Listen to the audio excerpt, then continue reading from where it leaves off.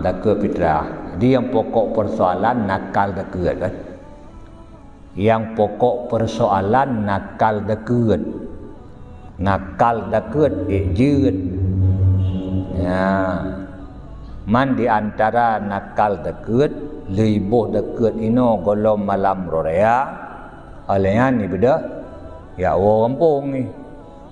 Kampung ji misalnya di langsa libuh dekat pitanya beda orang langsa. Ya, jut yang pun boleh. Bolehkah nakal takut?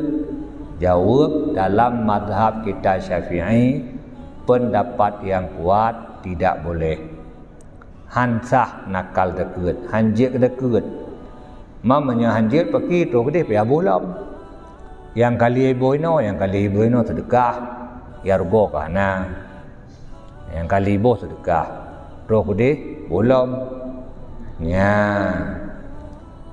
Kemudian lang mazhab tanya Syafi'i na pendapat yang membolehkan nakal takut, pendapat yang getarjeh li Ibnu Ujil, li Ibnu Silah, tulis di dalam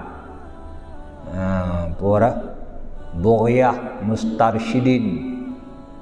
Menurut tarjeh Ibnu Ujil dan Ibnu Silah boleh nakal takut.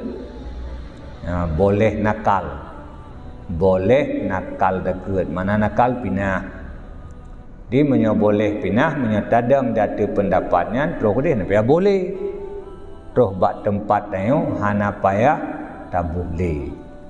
Teman jino etna yang gekira gekenakal. Yang gekenakal etna.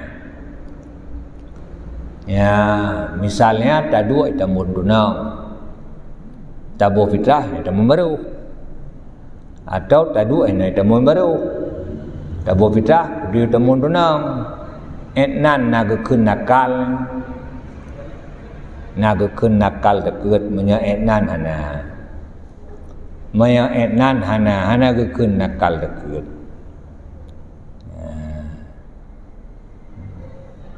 Golom gekun nakal takut etnan.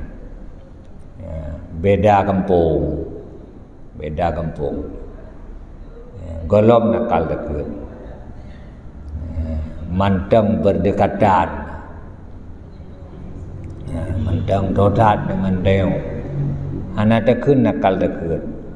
Buka berbeda kecamatan.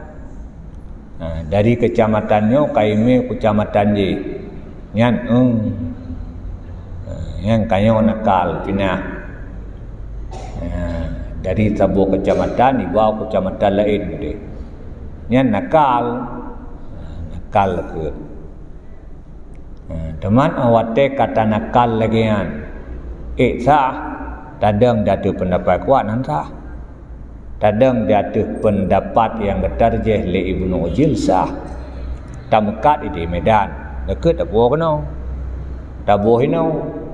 Tadang datu pendapat Ibnu Ujil jut. Atau taminah bak mazhab Hanafi jeci. Tak bodohnya aja taminah.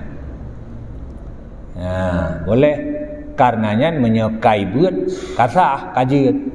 Menyahai tembuk ante sah.